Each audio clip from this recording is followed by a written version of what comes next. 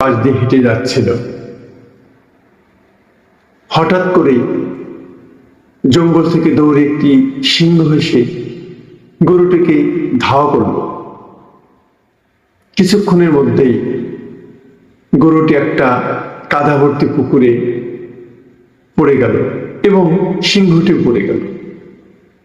এমন অবস্থায় গরু সিংহকে বলছে, তাই সুযোগ পেলেই কাউকে আঘাত করা ঠিক না। কারণ যখন আমার মালিক বাড়িতে আসবে, যখন আমাকে দেখতে না পাবে, তখন ঠিকই আমাকে খুঁজতে আসবে। আর যখন দেখতে পাবে সিংহ আর আমি একই জায়গায় পড়ে আছি, তখন আমার মালিক আমাকে বাঁচিয়ে নিয়ে যাবে।